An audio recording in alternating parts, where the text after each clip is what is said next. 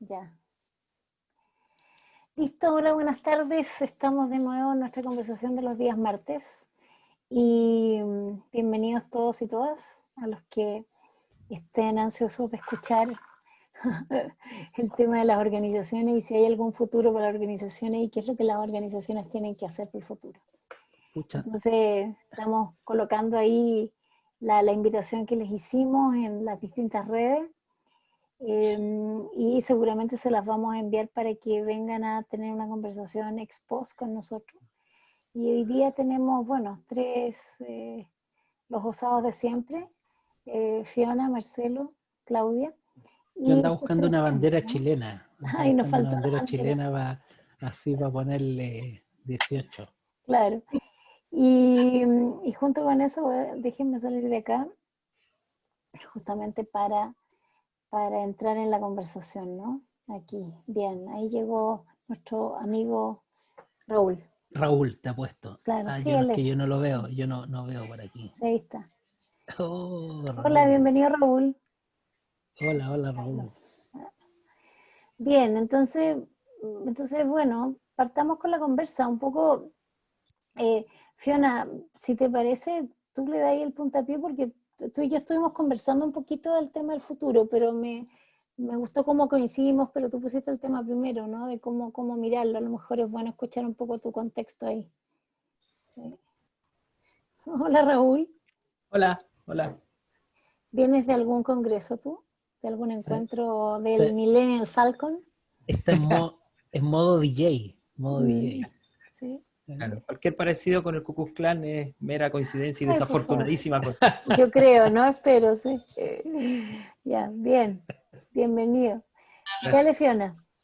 Bueno, básicamente este tema como nació un poquito de la semana pasada. Tuve como 2 reuniones con coaches, uno de una organización non-profit y otro de una organización bastante grande, nacional. Y los dos gerentes me pidieron preguntar la misma cosa. Y empezaron a hablar sobre sus miedos de confrontar el futuro, porque no tenían ninguna idea cómo confrontarlo, no sabía cuál era el futuro y hasta la más mínima idea cuándo van a poder volver a la oficina, cómo va a poder volver y con qué estrategia, con todo. Era como toda la incertidumbre del mundo. Entonces, eso porque pensamos que hoy día podría ser un buen tema de conversar y plantear algunas ideas, inquietudes y conversar sobre este tema. ¿Cuál es el Sí. futuro después de esta crisis? Mm, Por organizaciones y por los países. sí. Tiempo. Dale, Marcelo. O sea, me parece interesante ponerlo desde el punto de vista filosófico primero. No sé cómo lo veías tú, pero algo de eso hablábamos, ¿no es cierto? Sí, algo de eso hablamos. Sí. Lo que pasa es que a mí me conflictúa esto del futuro, digamos, ¿no? Yo soy como un rehabilitado del futuro, ¿no? Voy más por la línea, sin negar la importancia que tiene el soñar, el anhelar, digamos, ¿no?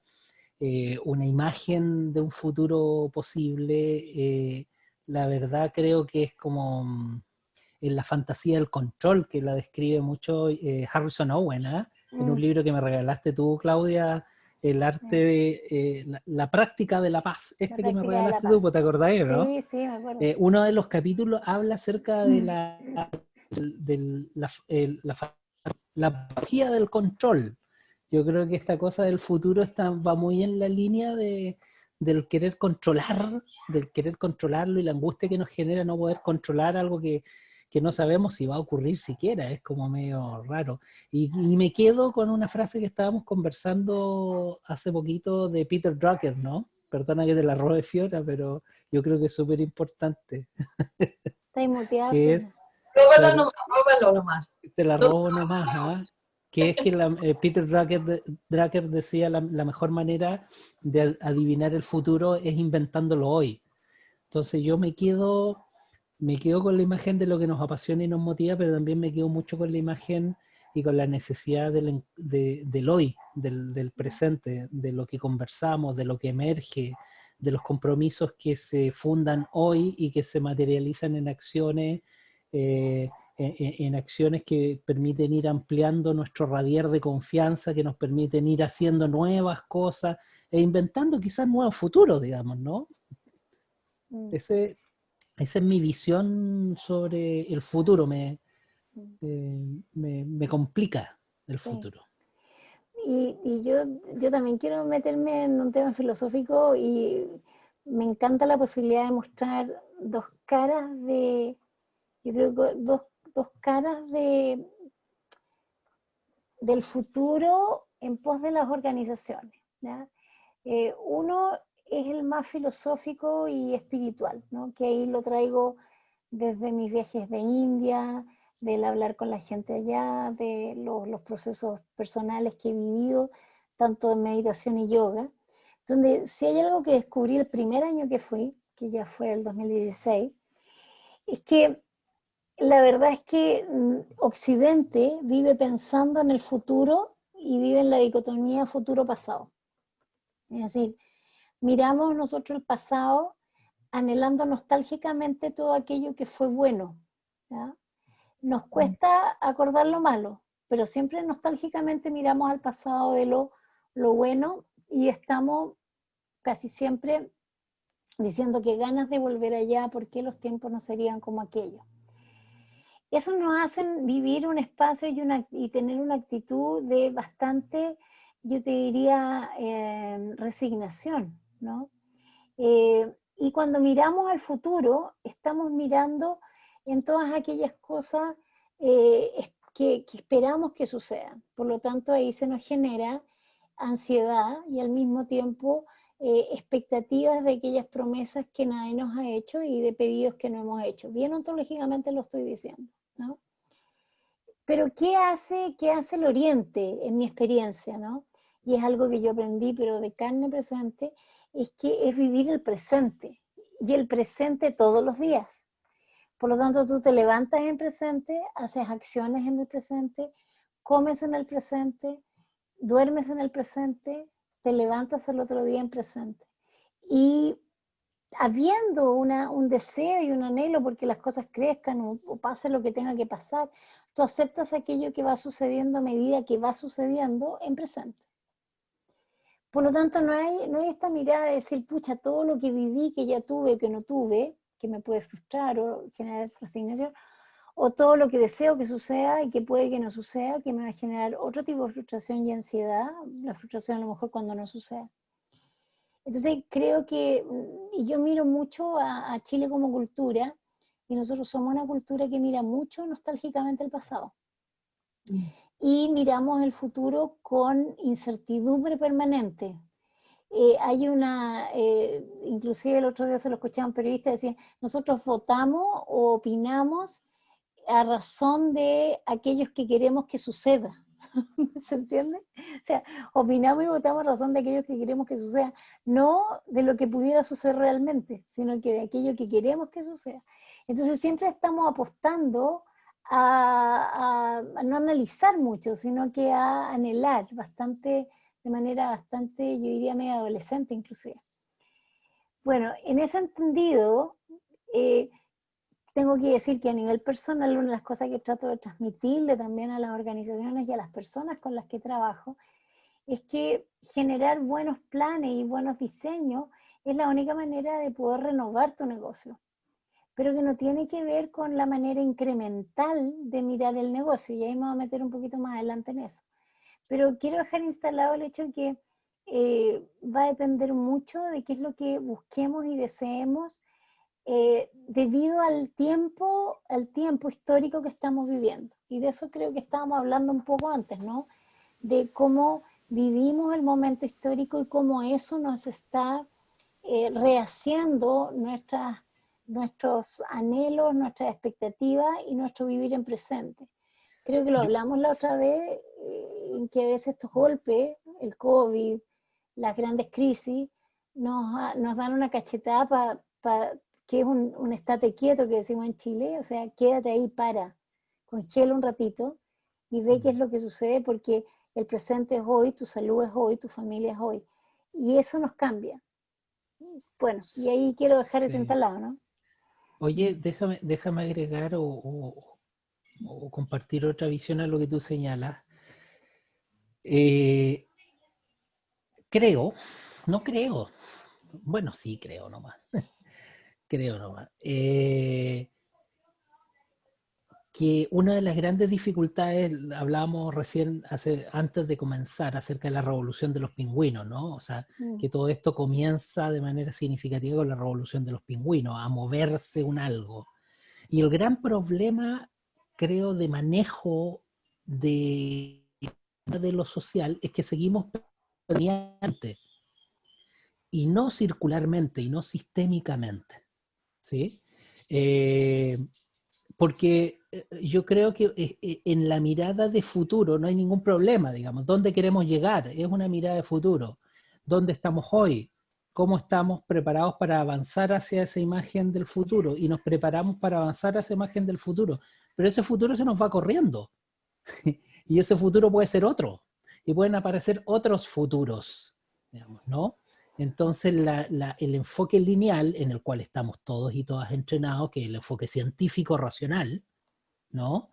Científico, racional, masculino, perdona que lo diga, no quiero, Raúl, acá echar abajo el gremio, pero desde la lógica de la masculinidad inorgánica, lineal, ¿no? Claro, nos aparecen estos fenómenos ante lo cual o nosotros operamos, y en las organizaciones se opera mucho con la lógica del incendio. Voy a apagar el incendio, ¿sí? Y apago el incendio. No me pregunto, bueno, por qué se produjo el incendio, cómo puedo, qué enseñanza me deja el incendio, qué puedo aprender nuevo acá, cómo puedo transformar las relaciones. Imagínate todo lo que nos ha costado cambiar la Constitución nomás, po. Claro. Y todo lo que nos va a costar si esto todavía no empieza la chuchoca, digamos, ¿no? De repensarnos, porque ese es un momento histórico significativo, que efectivamente es el dibujo de un futuro nuevo deseable, ¿no? Es casi como la planificación estratégica de la organización, que incluso la organización ha sido más habilosa en ese sentido, porque ya las planificaciones estratégicas que tienen un horizonte de un año, o ya de 2 años, es mucho. Mm, ¿Me das cuenta? sí. Tomando el tema de la Claudia sobre este presente, estar en el presente, yo creo que hay algo muy importante para las organizaciones antes de cómo se vuelvan o si se sienten que han salido de esta crisis. Y esa es y está mencionada en 5 puntos que habla Deloitte en un cumbre de impacto de desarrollo sostenible. Y habla sobre la importancia de las organizaciones reflexionar lo que ha pasado durante este tiempo. Sí, ya estamos hablando de un poquito de mirar el pasado, pero mirando detrás para mirar al futuro. Y yo creo que es importante esta reflexión porque no van a poder volver y, como tú dijiste, Claudia, apretar el botón y decir, empezamos de nuevo en la oficina como estuvimos antes. Van a tener que ver qué ha pasado. Han tenido equipos afuera, que hay personas que ha llegado a equipos y no conocen a nadie, hay personas que han funcionado excelentemente bien en la parte virtual y otros equipos que han sido un desastre, hay personas que han sufrido y no han podido trabajar y gente que ha trabajado como excesivamente. Y ese necesita una reflexión para mirar dónde están y dónde van. Y la otra cosa que creo que es importante, y hay empresas que han logrado, hola Susana, es el tema de mirar, yo creo que tiene que ser como surfistas. ¿Por qué eso? Porque cuando uno está surfeando, como yo estoy experta, no, pero cuando uno ve a los surfistas, están ahí y saben cuándo ir con la ola más grande, como vean el impulso. Hay empresas que han podido en esta crisis ver el impulso y han adaptado inmediatamente para aprovechar de la ola grande. Starbucks, por ejemplo, empezó con 10% de pedidos online. en un espacio de 3 semanas ya estaba con la capacidad de tener 95 online. Los supermercados también, 8 organizaciones han podido usar el impulso para el beneficio de su organización. Y yo creo que es importante que las organizaciones estén mirando las olas, mirando el mar. Y también yo creo que es importante, hay fenómenos que han pasado en las organizaciones que han sido muy buenos. Por ejemplo, el trabajo ágil, donde han formado equipos de Scrum o ágiles para confrontar problemas urgentes. Y yo he trabajado con personas que han sido como súper incómodos y afuera de su zona de confort, trabajando con personas de marketing cuando ellos están de finanzas y han logrado solucionar problemas. Este estilo de trabajo es algo que beneficia para el futuro. No pueden volver a sus silos después de lo que ha pasado. Entonces, yo creo que hay cosas que son importantes para destacar y parte de eso es la reflexión. ¿Qué cosas realmente han funcionado bien para nosotros en la organización y qué tenemos que mejorar? Y para terminar rápidamente, yo creo que como hemos hablado, no va a beneficiar las organizaciones jerárquicas. Va a ser las organizaciones con jerarquía que incluye diferentes voces y tener diferentes personas sentadas en la mesa que va a poder ver diferentes futuros posibles. Y con eso termino por el momento. Sí.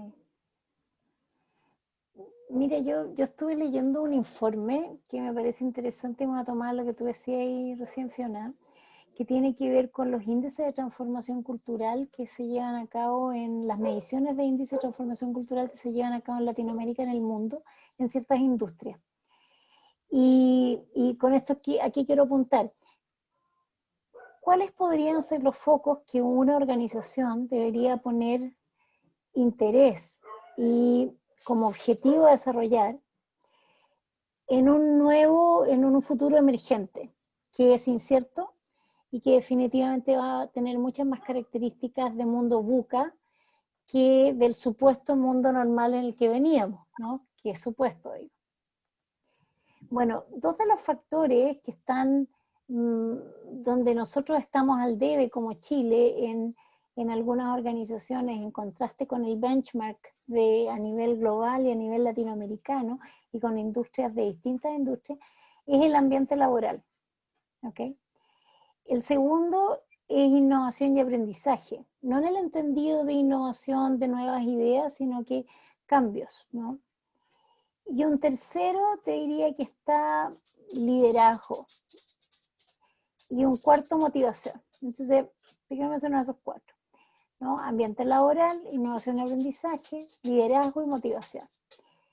Y quiero poner arriba de la mesa el tema de por dónde partir, ¿no? Si el sistema organizacional parte haciéndose cargo de las personas para que las personas generen el cambio, que es nuestra apuesta, ¿cierto? O hay una gran declaración sistémica a la cual las personas después se tienen que adherir, que pudiera ciertamente partir por una visión, pero que tiene que ser extremadamente compartida, para adaptarse a un mundo el cual no conocemos y que va a ser tan irregular como la ola que me toque surfear, como decía la Fiona. Entonces, cuando estuve trabajando unas propuestas y unas cápsulas que les mandé a mis clientes y que, Raúl, si te interesa, están disponibles en mi página web para que las bajes, solo hay que inscribirse y las puedes bajar. Y son unas cápsulas de análisis sobre el estado que estábamos viviendo. Entonces, yo saqué muchas fuentes, información, donde la primera distinción que hice fue, nosotros estamos en un estado sanitario, en un estado de crisis, y lo llamaron estado de contingencia, para al mismo tiempo que tenemos que estar en un estado de renovación. Entonces, recién hablábamos de que en este estado de contingencia nos metimos en el COVID, que es como un gran embudo.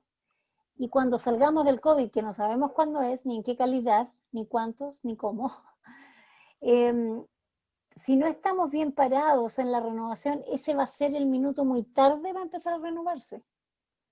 Porque la renovación comenzó en el minuto en que nos fuimos para la casa. Entonces, ¿qué es lo que propongo yo en esa cápsula, por ejemplo? Primero, entender claramente que el mundo es imprevisible e inesperado, ¿no? Que la disponibilidad de la información es incompleta, de que los públicos relevantes para la organización son variados, son desde los vecinos, los círculos, los consumidores, los accionistas, o sea, que el mundo de stakeholders se amplió muchísimo más y eso altera inmediatamente el ritmo habitual de la empresa, por lo tanto la parálisis no es ninguna opción. Y en este estado de renovación permanente, ¿qué es lo que necesitamos? Las compañías necesitan estar mirando 3 cosas: la evolución de la demanda, los indicadores tempranos de cambios de patrones conductuales del consumidor o usuario, y el desarrollar escenarios referenciales para cada uno de sus productos o servicios en las regiones o en el mundo donde se tiene presencia. Entonces, ya no, y hay otro factor súper clave, y es que el análisis de crecimiento ya no es incremental, sino que tiene que venir por otros factores y otras puertos de entrada, ¿no?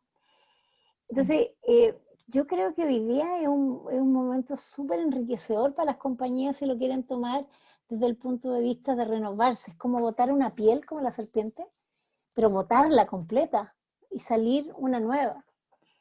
Y yo pongo la voz de alerta porque creo que en Chile somos mucho más conservadores y tradicionales, donde para nosotros la supuesta normalidad tiene que ser la misma donde pusimos pausa. Y si no estamos preparados para realmente entender que todo cambió y que vamos a cambiar con ello, y no desde las grandes declaraciones, sino que desde lo cotidiano que nos toca hacer, vamos a perder tiempo, en el fondo. ¿Un tiempo en qué? En que podamos estar enriquecidos, vivir mejor y vivir el presente, ¿no?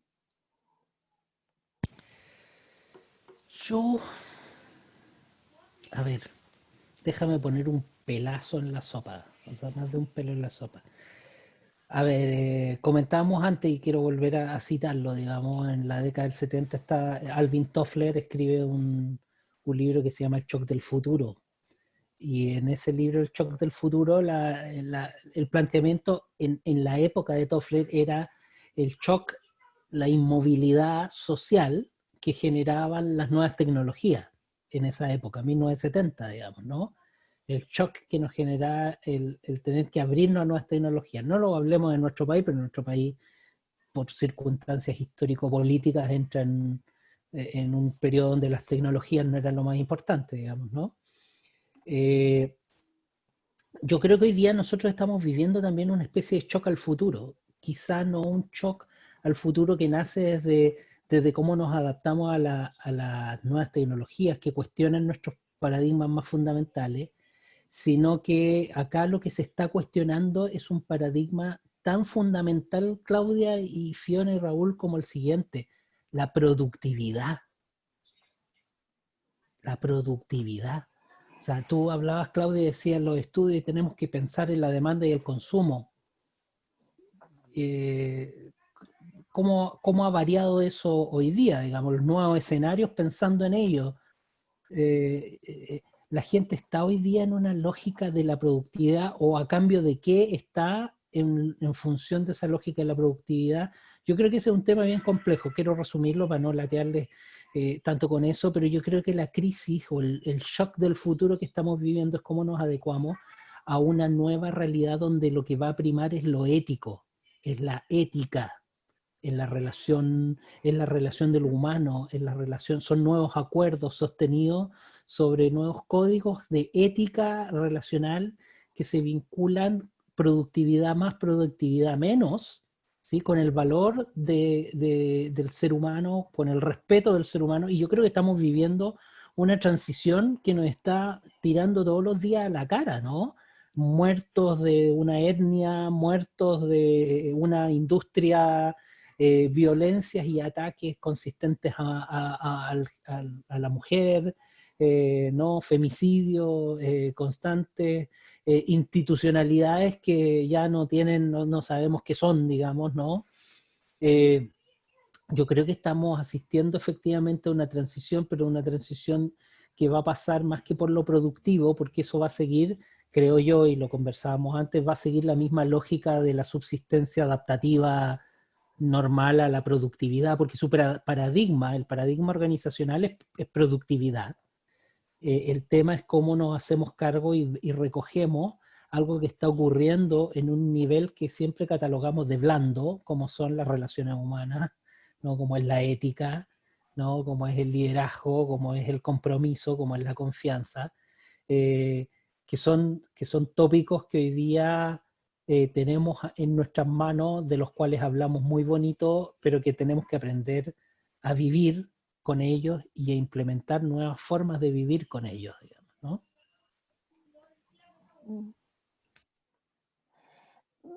Sé que hay un tema que tú dices que me parece súper interesante, que te hayas quedado con la palabra productividad, y estoy totalmente de acuerdo con el tema de lo ético.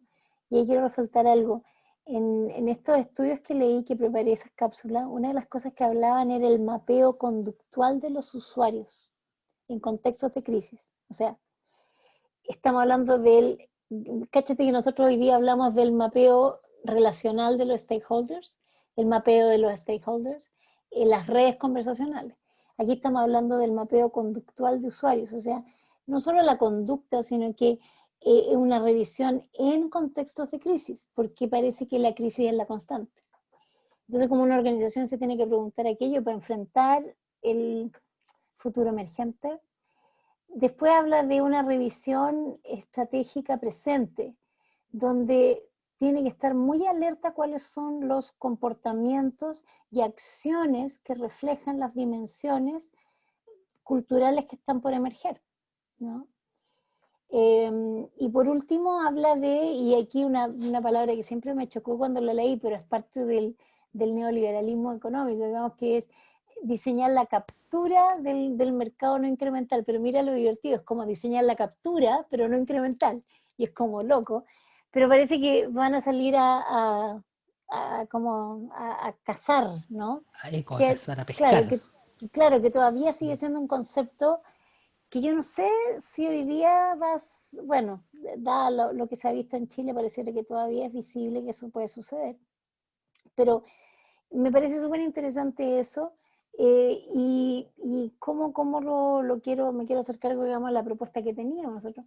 La renovación de los negocios, los desafíos, adaptarse a un mundo nuevo, es leer de nuevo muy bien a su capital humano, entender cuáles son las conversaciones que empieza a sostener, que yo creo que van por el camino más ético y de calidad de vida, que antes era uno de los grandes factores a medir en la medición de clima anual, pero hoy día es preponderante porque estamos saliendo de un espacio donde el clima, la sanidad, tanto emocional como espiritual, como familiar, es clave para movernos adentro a hacer aquello por lo cual se nos paga para hacer, ¿no? Entonces quiero dejar eso planteado ahí como para tu pelo en la sopa. Mira, yo creo que es súper importante, Claudia, lo que tú estás diciendo sobre el cuidado de los trabajadores, donde están saliendo de un espacio donde ha sido crítica por meses, trabajando bajo mucha presión. Y una de las cosas que igual dijo varios artículos es la importancia de bienestar y el propósito de los trabajadores. Y hasta la Fundación King, The King Foundation, que yo trabajé con ellos cuando trabajé en el área de salud, son expertos que hacen evaluaciones sobre los riesgos humanos en términos de salud. Hablan si las organizaciones no preocupan de su persona en este espacio de transición, va a tener mucho más problemas. En todo índole de problemas físicos, psicológicos y obviamente financieros. Entonces, no podemos ignorar la importancia de este espacio de reflexión, de cuidado a las personas y el efecto sistémico que va a tener. Es interesante, Marcelo, lo que tú estabas hablando sobre ¿cómo movemos este Chile que se quedó medio estancado a veces en empresas que para tomar una decisión de... Yo recuerdo, yo estaba en una empresa una vez y en la reunión de directorio, uno de los temas fue el olor ambiental en los pasillos. Y si deben cambiarlo o no cambiarlo, no podía creerlo. Entonces, es como los niveles de cambio son lentos. Y yo creo que parte de eso es, para cambiar tenemos que movernos de nuestra zona de confort. Y me encanta el trabajo de Andy Molinsky porque él habla sobre 5 factores que pueden afectar que nos frena para movernos de nuestra zona de confort. Una es que cuestionan la autenticidad. No estoy seguro si yo podía hacerlo. Lo segundo es likability. No va a afectar mi popularidad si yo hago eso. El tercero es competencia. Yo no tengo dedos para el piano para este trabajo. Para este tipo, si tú estás preguntándome trabajar en un equipo ágil, no, yo no puedo. Yo estoy acostumbrado de mi equipo, con mis trabajos, bien claro. El cuarto, obvio, es resentimiento. Yo no debo hacer eso, no es parte de mi trabajo, está pidiendo cosas que no son míos. El quinto, que también tú hablaste, Marcelo, tiene que ver con la ética, la moralidad. Cuando las personas sienten que está haciendo algo que no es correcto para ellos, no se van a salir de su zona de confort. Entonces, es interesante ver eso también en este nuevo futuro y preguntar cuál es el factor que te frena para moverse desde tu zona de confort. Y va a ser distinto por diferentes personas. Ahora a mí la relevancia que yo veo en lo que tú dices es que le pega mucho desde el individuo a la relación con los otros y ahí el impacto del sistema, ¿cierto? Pero si yo pienso en el sistema y en ese directorio, ¿no? Que son los encargados del sistema, ¿no? El encargado de pensarlo, de idearlo. Cuando tienes un directorio que, claro, a lo mejor es un hecho, o sea, es lo que te pasó, pero están de alguna manera metiéndose casi a un nivel doméstico de organización, ¿no? ¿Cómo van ellos a poder visualizar cuando se termina un ciclo para empezar otro si la mirada es tan microscópica, ¿no? Y un directorio, igual que un comité ejecutivo, están mirados a tener una mirada bastante grande para poder bajarla y después implementarla, ¿no? Y ahí, antes de ir al último punto, a mí me parece súper relevante entender, tomando lo que decía Marcelo, que la relación capital humano y empresa va a cambiar y van a pedir cosas distintas, lo decíamos, la calidad de vida por un lado, el balance, el número de horas de trabajo. Hoy día se exigen cosas que no se exigían antes, el trato. Necesita mucha educación eso, ¿eh? Porque lamentablemente palabras como maltrato y abuso psicológico, abuso o hazing o qué sé yo, son palabras que no han sido entrenadas todavía en la persona, entonces tienen una delgada línea roja donde se cruza y la lectura puede ser incorrecta. Y hay mucha normalización también, ¿eh? Del abuso. Sí, sí. Es muy sutil, digamos, ¿no? Puede ser muy sutil. El juego del machismo. Sí. Oye, déjame agregarte unas cositas. No sé si más pelo en la sopa, pero no, atrevimientos, osadías, así como osados, así una osadía, el peón hablándole mal al patrón, ¿sí? Yo creo que la lógica de los directorios pensantes estratégicos es una lógica muy cultural a la base de nuestras organizaciones.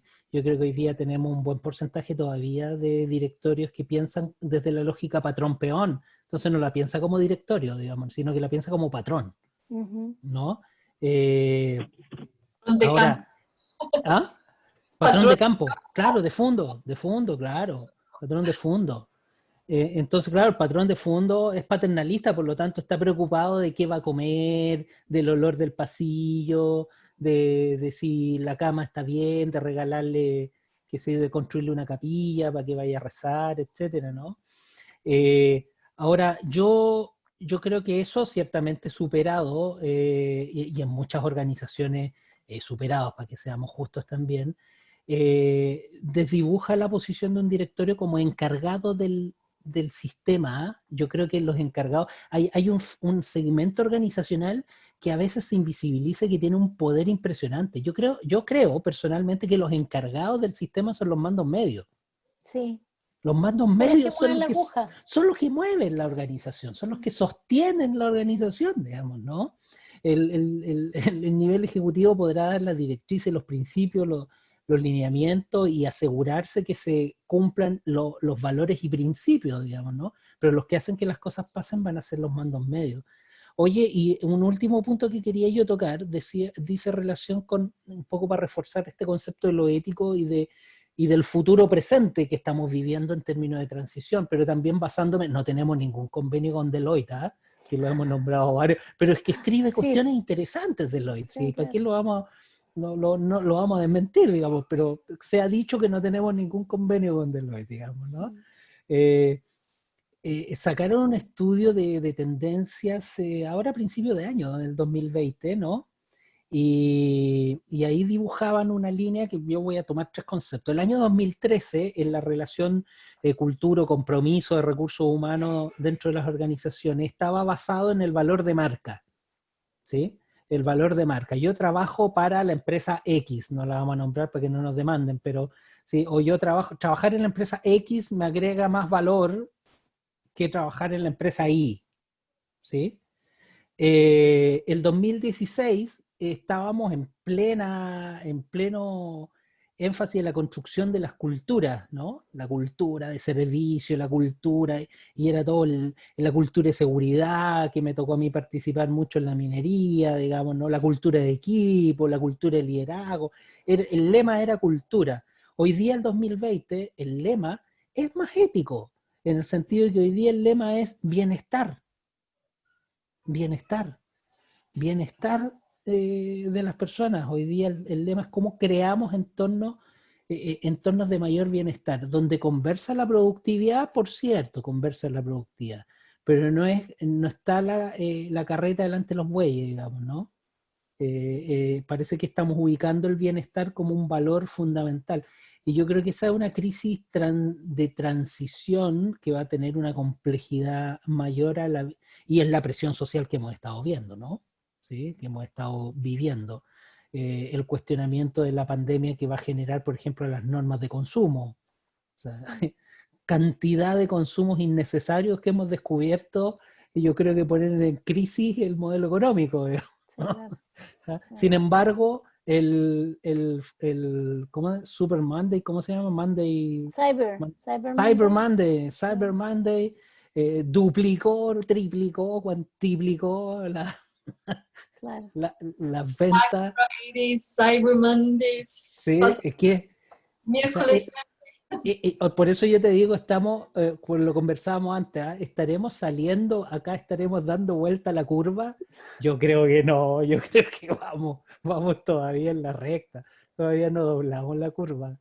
Nos falta un poquito, ojalá no sea trágico el doblar la curva, ¿no? Porque históricamente suele ser un poquito trágico, sangriento o fuerte. Ojalá que no, pues, ojalá que lo hagamos, que recuperemos el diálogo, que recuperemos el diálogo civilizado, la posibilidad de conversar sin que armemos trinchera y nos odiemos y nos detestemos profundamente, nada más que por una opinión, digamos, ¿no? Yo creo que, y eso es ético, ¿te das cuenta? Esa es una nueva ética, es una nueva educación fundada en una nueva ética. Yo le llamo a eso, porque he estado dándole vuelta a eso en mi doctorado, la ética del encuentro. Yo creo que tenemos que construir la ética del encuentro y educar en la ética del encuentro. Y yo creo que en eso tenemos mucho que aprender de nuestros niños y de nuestros jóvenes, que espero no se vean tan influenciados por nosotros para que puedan seguir enseñándonos al respecto, ¿no? Veámoslo en la inclusión, en la tolerancia, ¿sí? Etcétera, ¿no?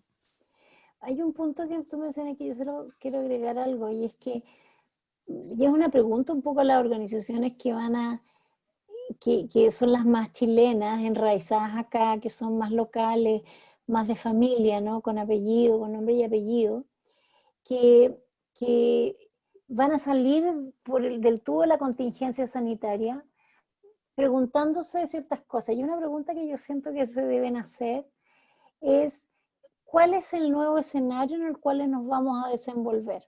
¿Ya? ¿Por qué? Porque yo miro la distancia y busco mucho estudio de lo que está pasando en Estados Unidos por un tema de trabajo. Y allá hay dos conceptos que yo les mencionaba antes, que son uno la seguridad psicológica del entorno laboral y el segundo es la alianza, ¿no? Y la alianza emerge debido a entender en la organización cómo yo siento que tengo un aliado que piensa similar a mí, que entiende de manera similar a mí el concepto de, y lo define súper bien en Microsoft. Miren, Microsoft dice lo siguiente, dice, un aliado dentro de la organización es alguien que de manera intencional me ofrece y se relaciona conmigo desde la empatía y el cuidado, ¿cierto? De manera tal de que yo me sienta apoyado siempre, ¿ya? Y las organizaciones se están preguntando eso ya, dado las circunstancias que ellos viven socialmente. Nuestra circunstancia, ¿a qué nos invita a preguntarnos? Porque nuestra circunstancia social invita como organización, o sea, nosotros la organización es una representación de la sociedad en un proceso productivo, en un proceso de servicio, lo que sea, ¿no? Y una de las últimas preguntas que hacíamos en la invitación era, ¿cuándo se acaba un ciclo para entrar a uno nuevo? Entendiendo un poco lo que decía la Fiona, de que nos cuestan los cambios y tenemos que ponernos al borde de una zona un poquito incómoda. Y aquí yo quiero dejar tres características para las personas que están ahí enfrentando las prosperidad, cómo se prospera en un sistema absolutamente incierto. Uno es claramente tener una mentalidad de amplio espectro, y así se le llama en lo que es las organizaciones del futuro, y Johansen es uno de los grandes que me habla de esto en Alemania.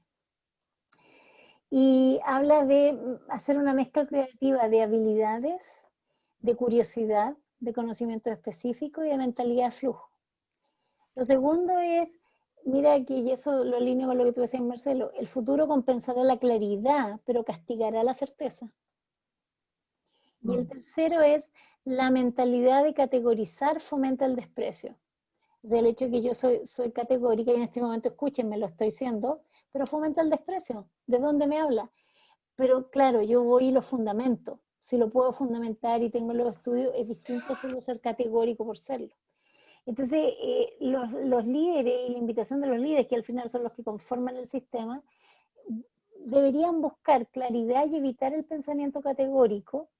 Y muy interesante lo que se propone y lo que yo pongo ahí en esa cápsula, y es que lo opuesto de claridad no es confusión, lo opuesto de claridad es certeza. Entonces podemos vivir en la confusión, pero tenemos que saber navegarla, ¿no? Y yo creo que ese es un cambio que nos va a costar muchísimo, porque por naturaleza humana queremos respuestas claras, ¿no? Y que eso pareciera que determine nuestro camino, ¿no? No sé, Fiona, ¿cómo lo ves tú? Solamente me llegó a la mente una frase que escuché recién de un CEO, no recuerdo cuál era, que dijo, es estratégicamente paciente, tácticamente impacientes. Ese es como tenemos que ser en este momento. Qué bueno. Estratégicamente paciente, porque no sabemos qué va a pasar, pero tácticamente impaciente. Oye, Sí. cortito, yo no creo que se acabe ningún ciclo. Yo creo que un aprendizaje es que vamos a vivir en cambio, la mentalidad de flujo que decías Sí. tú. Yo creo que es importantísimo. Y así como tú hacías la comparación entre estos dos conceptos, yo creo que tenemos que aprender a, a, a diferenciar lo complejo de lo complicado. Complejo no es sinónimo de complicado. No, Son dos categorías distintas, digamos, sí. ¿no? Y yo creo que es importante navegar en lo complejo. Correcto, súper. Siempre lo hemos hecho, además. Sí. Fiona, tú nos traías una cita para hoy día, ¿no? Marcelo lo robó. Pero dale igual. Se la era robé. tuyo. Oye, ¿y no le vamos a dar preguntitas? Sí, al tiro. Pero ya, cerremos con vamos. la cita y ahí le damos unos minutitos a preguntar, porque vamos a tener las más cortitas. Escribió Raúl, a veces no aferramos el pasado de tal manera que no tenemos con qué abrazar el presente. Es verdad. Gracias por eso, Raúl. Sí, De Ian Gilwell. sí. Bien, no sé si tienen preguntas, chicos, o comentarios. Vamos a abrir un poquito los micrófonos, ¿no? Oye, Raúl, nunca tienen preguntas. No, Oye, no. algo mientras piensan las preguntas, hoy las van a tirar. ¿Sabes qué? Me ha aumentado de manera muy significativa y yo estoy muy contento que así haya sido porque además es algo que a mí me encanta, me fascina porque es una práctica personal. Es la solicitud de talleres de mindfulness. Ah, claro. Sí. Y fíjate que una de las cosas, porque la gente normalmente los pide, o las empresas lo estaban pidiendo para el tema del manejo de estrés. Mm. Y fíjate que en las conversaciones, uno de los temas que ha aparecido muchísimo es en realidad, más allá del estrés, es la necesidad y la urgencia que tenemos de estar conectados con el presente, lo que conversábamos, ¿no? Correcto. ¿Sí? Angustiados por un futuro que no viene, que no sabemos, culposos por un pasado que ya pasó, Exacto. y absolutamente ausentes de un aquí y una hora en el cual habemos 5 personas maravillosas aquí conectadas y en las cuales podemos construir un instante que más encima se está grabando, digamos, ¿no? Lo podemos capturar, ¿no? Mm. Oye, adelante las preguntas. Habla Jorge. Perdona, no lo saludamos. Si estoy en silencio, te tengo muteado. ¿Estáis muteado, No, sí, Jorge? ya ahora sí, lo desmuteé. Jorge, por favor. No, tiene Ya. que desmutearse él. Sí, ya. Sí. Ahí. Bien, vamos con ¿Ahí? las preguntas. Hola, sí. Muy buenas tardes. Hola, ahí No te sé si puedo escuchamos. aprovechar el espacio del tiro. Sí, dale. Ya. Primero, disculpa por llegar tarde, así que iba manejando, paré el auto para esta pregunta y después sigo el camino. Bien. Oye, Vamos a hacer todo legal. claro, aquí estoy. Pues, oye, respecto a lo último, escuché súper interesante en 13, 20 minutitos, pero Claudia, tú hiciste una apreciación que sería interesante si la pudieras un poquito explicar más. Dijiste que la claridad no es antónimo de complejo, sino que dijiste algo, perdón, certeza. Certeza. Eso. Y yo me acuerdo una charla que dio Sadhguru hace 2 meses, que me planteó, no a mí, a todos los humanos que escuchábamos ahí, pero planteó algo muy interesante. Dijo, ¿por qué la gente no sabe qué hacer? Su problema no es que es preso de algo, ni de su vida. El problema es que tiene problemas con su libertad. O sea, cuando tú no sabes qué quieres, es porque tu problema es que no sabes qué elegir, porque eres libre de elegir una infinidad de cosas. No eres preso de que no te dejan elegir. Me acordé de eso, Claudia, y tú dijiste algo súper interesante. Claridad, certeza, son sinónimos. Entonces, no sé si... Es la única cosa que me gustaría escuchar si pudiera un poquito profundizar. Nada más, por hoy día. Claro, lo que dije fue que el futuro emergente, digamos, ¿no es cierto?, en estados y en sistemas tan volátiles y ambiguos como el que estamos viviendo, recompensará la claridad, pero castigará la certeza. Y yo creo que está muy alineado porque uno de mis gurús es Sadhguru siempre, y el hecho de que yo haya encontrado un espacio de claridad es como realmente, a lo mejor es un poco burdo el ejemplo, pero es tener una luz en el bosque. Pero lo que pasa es que la luz en el bosque la ves siempre, te acompaña. Lo único que tienes que hacer es detenerte y seguir todo aquello que tu energía libremente, como dice Sadhguru, te puede llevar a decidir qué camino tomar, ¿no? En cambio, si miro el otro lado y hablamos de certeza, es que yo no sé lo que va a venir en el camino que elijo debido a que veo claridad. Solo sé que a mí me sirve. Solo que para mí tiene sentido y que está siendo coherente conmigo. Versus que hago una apuesta sabiendo que va a salir el rojo, que me va a dar certeza, y solo apuesto si es que sé que va a salir el rojo. Eso no es claridad, es certeza, pero es impredecible, es imposible tenerla, ¿no? Entonces, no sé en qué espacio, si en el espacio individual lo tomo, creo que acabo de dar el ejemplo. Si lo tomo en los equipos y cómo los equipos en las organizaciones podrían tratar de enfrentarlo, es que tengan muy claro a quién les sirve, porque un equipo de una organización está prestándole servicio a varias entidades, ¿no? A stakeholders internos, a clientes, usuarios o proveedores externos. Pero si tienen la mente aquello y la claridad viene desde adentro, creo que van a obrar desde algo que es legítimamente honesto. Entonces, no sabemos si el entorno lo va a tomar como tú quisieras que se tome, sin embargo, tu claridad viene desde adentro, por lo tanto, lo haces legítimamente y tengo la impresión que va a tener mejores resultados que si lo hicieras tratando de, como decimos en Chile, pegarle el palo al gato y ganar. Y eso sería el mundo de la certeza, ¿no? Creo que es más enriquecedor vivir con incertezas.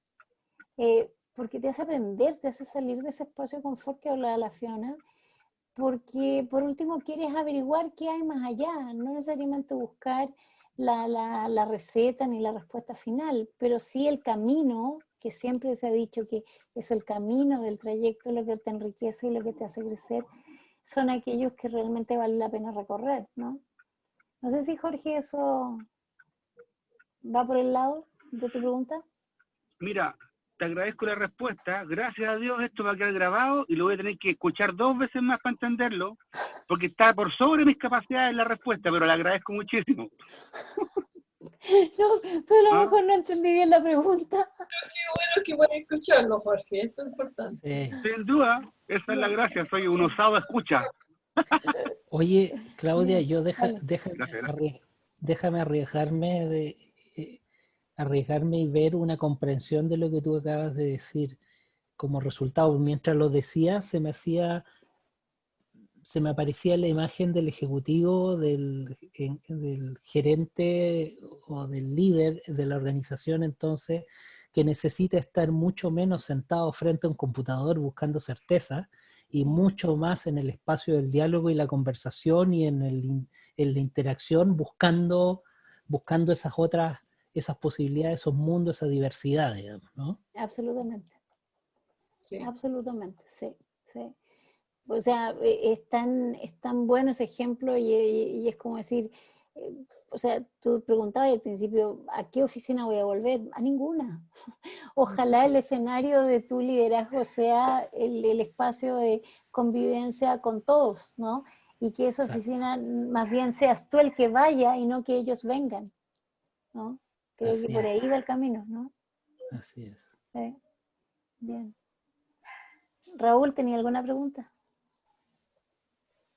Sí, pues siempre, siempre. Oigan, nada, hoy día fue una charla especial para mí. Partieron esto desde lo filosófico, ¿cierto? Y cuando hablamos del tiempo, de pasado, presente y futuro, yo como que suelo volverme loco. Marcelo me ha escuchado en alguna otra tribuna hacer reflexiones sobre esto y bueno, voy a abusar de su tribuna para hacer como un encabezado a la pregunta que tengo con una reflexión que también tiene un par de preguntas entre medio que tiene que ver con esto. Que cuando hablamos de presente, ¿cierto? Esto es ahora. Esto es ahora, este mismo momento. No hay nada místico, nada especial, simplemente ahora, muy simple, directo. Y desde este ahora surge un sentido de inteligencia, ¿no? El estar interactuando con la realidad constantemente. En el caso nuestro, ahora vemos, qué sé yo, cada uno desde sus casas, el caso de Jorge desde su auto, que incluso lo detuvo, ¿cierto?, para hacer una pregunta. Esto es desde lo filosófico, que es desde donde ustedes nos invitaron a reflexionar. Esto resulta maravilloso. De hecho, todos experimentamos una precisión fantástica. Siempre los eventos suceden en una sincronía que a veces hasta invita a pensar en lo divino, ¿no? Pero nos sentimos amenazados por el ahora, por lo que saltamos, ¿cierto?, al pasado o al futuro, prestando atención a cosas materiales que existen en nuestras vidas. Todas estas opciones se presentan todo el tiempo, pero ninguna es considerada mala o buena por sí misma. Todo lo que experimentamos, ¿cierto?, son experiencias incondicionales. En el universo no existen estos rótulos, ¿no? no vienen con un rótulo que diga esto es bueno, esto es malo, simplemente las experimentamos. Pero en realidad no les prestamos atención adecuadamente. De hecho, no consideramos que estemos yendo a alguna parte. Tal vez hasta consideremos que es una molestia, ¿no? Esperando la muerte. O sea, solo estamos pasando la vida. Y mientras más empezamos como a investigar en lo que creemos, en lo que entendemos de dónde venimos, lo que pensamos que entendemos, ¿cierto? En lo que creemos que hacemos, más empezamos a encontrar como mentira en todas partes, ¿no? Y esto es un problema. Es un problema, es no confiar en el ahora adecuadamente. Lo que experimentamos ahora posee muchas cosas poderosas. Es tan poderoso que no lo podemos enfrentar, por lo que una vez más recurro a esto que tenemos que pedir prestado, ¿cierto? Del pasado o invitar al futuro todo el tiempo, como para arrancarnos del ahora. No sé por qué hay esa obsesión en arrancarse del aquí y ahora. Y aquí es donde me permito la reflexión, ¿no? Que quizás sea por esto que buscamos la religión, por ejemplo. Quizás sea por esto que marchamos por las calles. Quizás sea por esto que nos quejamos de la sociedad. Quizás por esto votamos a los presidentes que votamos, o a los líderes que votamos. Resulta bastante irónico. A mí me parece irónico. Parece a mí como que se me explota el cerebro cuando hablamos de esto. ¿Por qué digo irónico? Porque el pasado puede ser un recuerdo bonito, ¿cierto? O un martirio. El futuro puede ser un sueño, una pesadilla. Siempre está como en polos esto, no hay una cosa intermedia, siempre es todo o nada. Entonces, nuestro único verdadero capital desde esta lógica debe ser el hoy, el presente. Y no debiéramos tener ningún derecho a desperdiciarlo, digamos, si es que es eso. Pero acabamos de establecer, ¿cierto?, que con frecuencia nos arrancamos del hoy. Entonces, no sé, desde lo filosófico el presente es una inconsistencia cósmica, ¿no?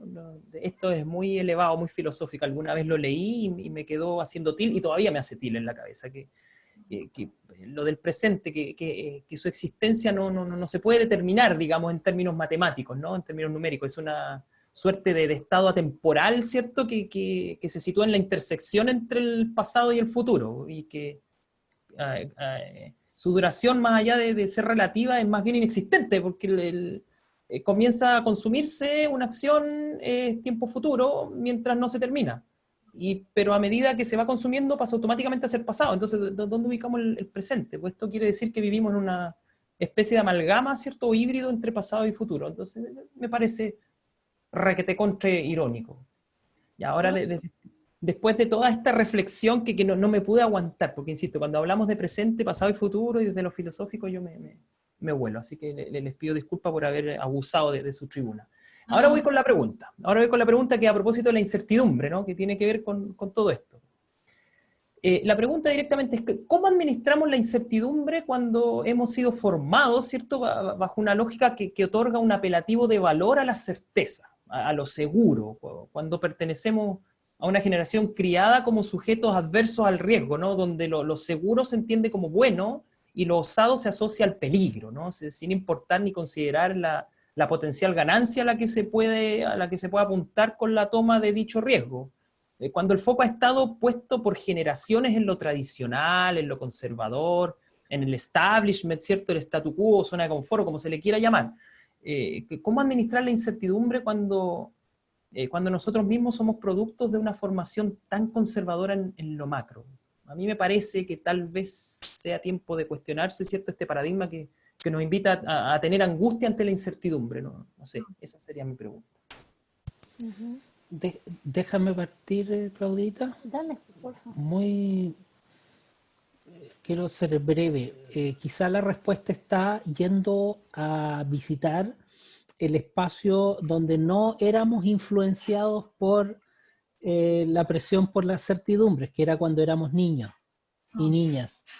Cuando éramos niños y niñas, vivíamos el presente, vivíamos un presente, pero es un presente continuo.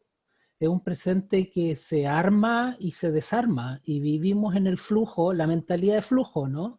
Cuando somos niños vivimos con esa mentalidad de flujo.